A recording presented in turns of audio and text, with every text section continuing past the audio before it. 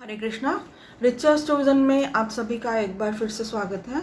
आज हम बात करने वाले हैं कि फिफ्थ हाउस की पोजीशन से हम ये किस तरह से जान सकते हैं कि इस बात के क्या चांसेस हैं कि हम अपनी लाइफ में हमारे बच्चों की वजह से खुश रह सकते हैं या नहीं। तो आइए सबसे पहले जानते हैं कि फिफ्थ हाउस किन किन चीज़ों को रिप्रेजेंट करता है। देखिए, फिफ्थ हाउस को धर्म त्रिकोण के हाउसेस में से एक माना गया है और वैदिक ज्योतिष में इसे लक्ष्मी स्थान भी कहा गया है। तो फिफ्थ हाउस रिप्रेजेंट करता है लव, रोमांस, क्रिएटिविटी और हमारी संतान को। इस तरह से हम अपनी लाइफ में जिन एक्टिविटीज़ को करके इंटरनल हैप्पीनेस को फील कर सकते हैं, उन सभी एक्टिविटीज़ को भी फिफ्थ हाउस से ही देखा जाता है। तो इस तरह से जो फिफ्थ हाउस है वो हमारे इनर पीस को भी दिखाता है। इसके साथ ही हम अपनी पास्ट लाइफ में से जिन कर्मों को लेकर इस जीवन में आते हैं, उन सभी कर्मों को भी हम फिफ्थ हाउस से ही देखते हैं। तो इस तरह से हम ये कह सकते हैं कि हमारी लाइफ में जो हमारे बच्चे हैं वो हमारी पास्ट लाइफ के कर्मों का ही फल हैं। और इसके साथ ही हम इनर पीस को भी फिफ्थ हाउस से ही देखते हैं। भले ही हमारी जो सोशल इमेज है सोसाइटी में कुछ भी क्यों ना हो, हम इंटरनली कितने खुश हैं, हमारी लाइफ में कितना इनर पीस है, इसका पता हम फिफ्थ हाउस के एनालिसिस से ही लगा सकते हैं। इसके साथ ही जो मंत्र सिद्धि है उसे भी फिफ्थ हाउस से ही देखा जाता है। और इसके अलावा जो स्पेकुलेशन से रिलेटेड जो बिज़नेस हैं उन्हें भी फिफ्थ हाउस से देखा जाता है। यानी कि जो स्टॉक एक्सचेंज से रिलेटेड जो बिज़नेस हैं उन्हें भी हम फिफ्थ हाउस से ही देखते हैं। तो इस तरह से जो फिफ्थ हाउस है वो हमारी लाइफ में बहुत ही इम्पॉर्टेंट रोल प्ले करता है। तो आइए जानते हैं कि हम जो फिफ्थ हाउस का एनालिसिस किन पॉइंट्स के आधार पर करके ये जान सकते हैं कि हमारी लाइफ में हमारे बच्चों की वजह से इंटरनल हैप्पीनेस के कितने चांसेस हैं। तो हमारे पास इसका एनालिसिस करने के लिए हमारे पास 6 पॉइंट्स हैं। तो सबसे पहले हम इसका एनालिसिस करना चाहेंगे कि हमारे जो फिफ्थ हाउस में कौन सी राशि है। तो इसके बाद हमें चेक करना होगा कि जो फिफ्थ लॉर्ड है वो हमारे बर्थ चार्ट में कहाँ पर प्लेस्ड है। और इसके साथ ही अगर फिफ्थ हाउस में कोई ग्रह विद्यमान है तो उसकी क्या पोजीशन है। और इसके साथ ही जो फिफ्थ हाउस का जो नेचुरल कारक है जुपिटर, उसकी हमारे बर्थ चार्ट में क्या पोजीशन है। और इसके साथ ही हमें ये भी देखना होगा कि जो फिफ्थ हाउस है उसके ऊपर कितने शुभ या अशुभ ग्रहों की जो दृष्टियां हैं वो उसके ऊपर आ रही हैं। इसके साथ ही हमें ये भी ध्यान रखना होगा कि फिफ्थ हाउस से जो प्लैनेट्स रिलेटेड हैं उनकी डिग्री क्या है, वो षडबल में कितने स्ट्रांग हैं और वो किन नक्षत्रों में हैं, उनके नक्षत्र जो हैं वो शुभ हैं या अशुभ हैं। तो इसके साथ ही हमें D7 जिसे सप्तमांश चार्ट भी कहा जाता है उसका एनालिसिस भी करना होगा, ये सब जानने के लिए कि हमारी लाइफ में जो हमारे बच्चों की वजह से जो हैप्पीनेस है उसके क्या चांसेस हैं, वो किस तरह से हम अपनी लाइफ में अपने बच्चों की वजह से खुश रह सकते हैं या नहीं। तो इसके साथ ही मैं ये भी कहना चाहूँगी कि अगर बर्थ चार्ट के फिफ्थ हाउस में शनि राहु जैसे पाप ग्रह श्रापित योग का निर्माण कर रहे हैं तो भी इस बात के काफ़ी चांसेस हैं कि जो नेटिव है उसको अपने बच्चों की वजह से प्रॉब्लम्स का सामना करना पड़े। यहाँ ये भी इम्पॉर्टेंट है कि देखिए, अगर शनि राहु अकेले भी फिफ्थ हाउस में हैं तब भी जो है नेटिव जो है उसको बच्चों से रिलेटेड प्रॉब्लम्स का सामना करना पड़ सकता है।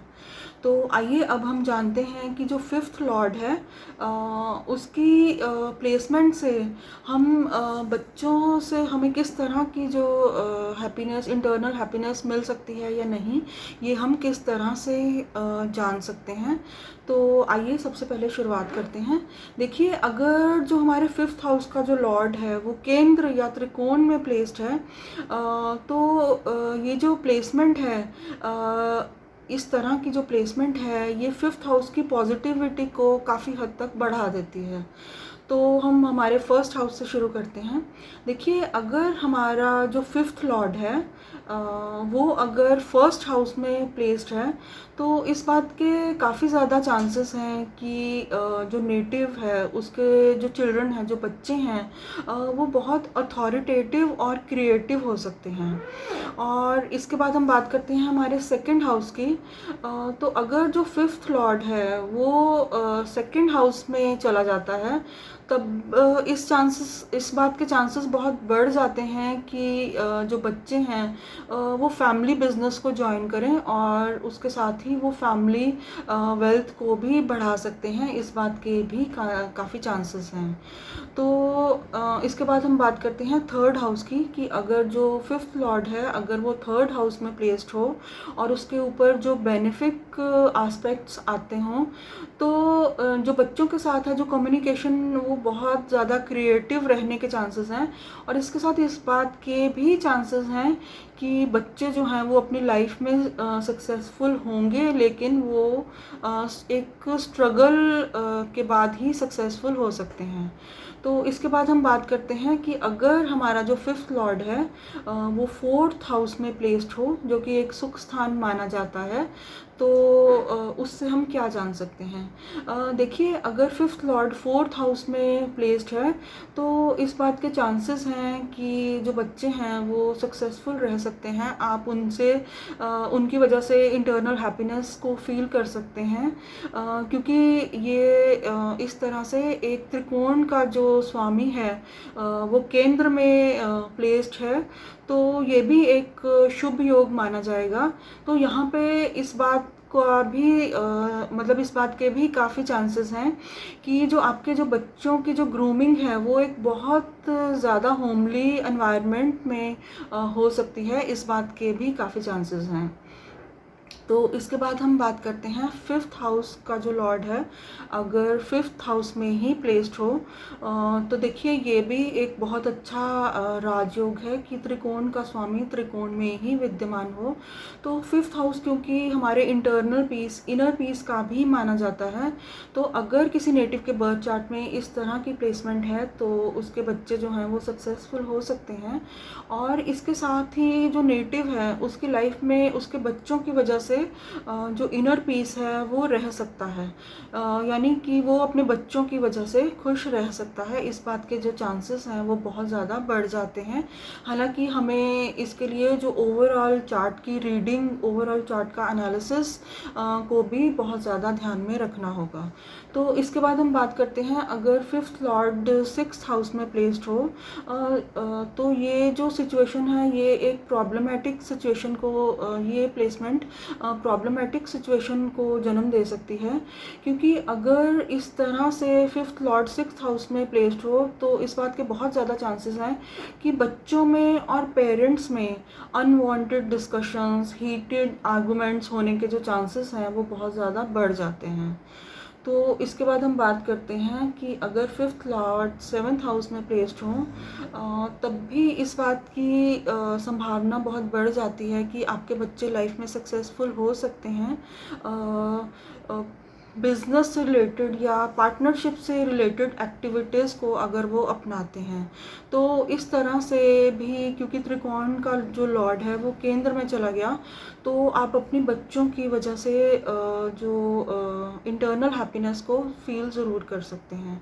तो इसके बाद हम बात करते हैं अगर फिफ्थ लॉर्ड एट्थ हाउस में अगर उसकी प्लेसमेंट हो तो ये दोबारा से एक प्रॉब्लमेटिक सिचुएशन को क्रिएट करता है, क्योंकि अगर एट्थ हाउस के ऊपर जो अशुभ ग्रहों की दृष्टियां हों तब इस बात के चांसेस बहुत बढ़ जाते हैं कि नेटिव को बच्चों से रिलेटेड हेल्थ इश्यूज़ का सामना करना पड़ सकता है और उनके आपस में जो रिलेशनशिप हैं वो भी ख़राब रह सकते हैं।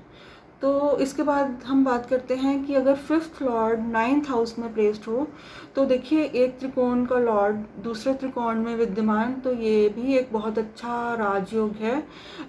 तो यहाँ पर इस बात की काफ़ी चांसेस हैं कि जो नेटिव की जो संतान है वो बहुत ही रिलीजियस माइंडेड, स्पिरिचुअल हो सकती है, और इसके साथ ही उनका जो है एक सेलिब्रिटी स्टेटस भी हो सकता है, क्योंकि ये जो प्लेसमेंट है ये इस तरह की सिचुएशन को क्रिएट कर सकती है।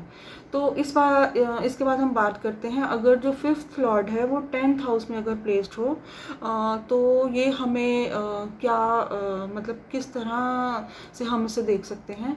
देखिए, अगर फिफ्थ लॉर्ड जो है वो 10th हाउस में प्लेस्ड हो तो इस बात के काफ़ी चांसेस हैं कि आपके जो चिल्ड्रन हैं, आपके जो बच्चे हैं आपके जीवन में, वो अपने काम की वजह से, अपने प्रोफेशन की वजह से अपनी सोसाइटी में एक बहुत अच्छी पहचान बना सकते हैं, जिसकी वजह से आपको बहुत ही खुशी की एक फीलिंग जो है वो आपको मिल सकती है। तो इसके बाद हम बात करते हैं 11th हाउस की, जो कि प्रॉफिट्स और सोशल सर्कल को रिप्रेजेंट करता है। तो देखिए, अगर फिफ्थ लॉर्ड की प्लेसमेंट अगर 11th हाउस में है किसी नेटिव के बर्थ चार्ट में, तो ये भी एक बहुत अच्छी पोजीशन मानी जा सकती है। हालांकि इसके ऊपर जो शुभ ग्रह हैं उनकी जो दृष्टि है वो रहनी चाहिए। ग्रहों, जो भी प्लैनेट्स यहाँ पर इन्वॉल्व हैं, उनकी डिग्री वाइज स्ट्रेंथ अच्छी होनी चाहिए और इसके साथ ही वो षटबल में भी स्ट्रांग होने चाहिए। तो अगर इस तरह की कोई जो प्लेसमेंट है आपके बर्थ चार्ट में है, तो इस बात के काफ़ी चांसेस हैं कि आप अपने बच्चों के सोशल सर्कल की वजह से बहुत बेनिफिट्स, बहुत प्रॉफिट्स आपको हो सकते हैं। तो इसके बाद मैं बात करना चाहूँगी हमारे 12th हाउस की। देखिए, जो 12th हाउस है उसे लॉसेस का हाउस माना जाता है, लेकिन आप इस बात को लॉस ऑफ चिल्ड्रन नहीं समझें, क्योंकि जो 12th हाउस है वो फॉरेन लैंड को भी रिप्रेजेंट करता है। तो अगर दूसरे बेनिफिक ग्रह सपोर्ट करते हैं तो इस बात के भी काफ़ी चांसेस हो सकते हैं कि आपके जो बच्चे हैं वो फॉरेन लैंड में सेटल हो सकते हैं। और इसके साथ ही जो 12th हाउस है वो हिडन टैलेंट का भी है। तो अगर आपके बर्थ चार्ट में इस तरह की कोई भी प्लेसमेंट है कि जो फिफ्थ लॉर्ड है वो 12th हाउस में प्लेस्ड हैं, तो आप इस बात को एक्सप्लोर ज़रूर करें कि आपके बच्चे में क्या कोई हिडन टैलेंट है। आप इस बात को जानने का प्रयास ज़रूर करें, क्योंकि हो सकता है कि उसके जो हिडन टैलेंट के बारे में जान के आप उसके लाइफ में सक्सेसफुल होने में आप उसकी बहुत मदद कर पाएँ। तो ये हमारा छोटा सा एनालिसिस था कि हम फिफ्थ हाउस की पोजीशन से हम इंटर्न बच्चों से रिलेटेड जो हैप्पीनेस है वो हमारी लाइफ में है या नहीं, हम उसके बारे में जान सकते हैं। तो यहाँ पर हमें एक बहुत ही केयरफुल एनालिसिस की ज़रूरत है। जो भी पॉइंट्स मैंने पहले डिस्कस किए उन सभी को बहुत ही ध्यान से केयरफुल उनका एनालिसिस करके हम इसके बारे में कुछ भी डिसाइड कर सकते हैं। तो यहाँ मैं एक बात ज़रूर कहना चाहूँगी कि भले ही हमारी जो सोसाइटी में कुछ भी सोशल इमेज हो, तो अगर हमारा जो फिफ्थ हाउस है वो अगर स्ट्रॉन्ग है तो हमारी लाइफ में जो इनर पीस है वो हमेशा रह सकता है और बच्चों की वजह से भी हम हमेशा खुश रह सकते हैं। तो ये था मेरा छोटा सा एनालिसिस कि फिफ्थ हाउस के एनालिसिस से हम ये किस तरह से जान सकते हैं कि हम अपने बच्चों की वजह से अपने जीवन में खुश रह सकते हैं या नहीं। तो अगर आपको मेरा ये वीडियो अच्छा लगा हो तो प्लीज़ मेरे चैनल को सब्सक्राइब करें, मेरे वीडियो को लाइक करें। टिल देन, हरे कृष्णा।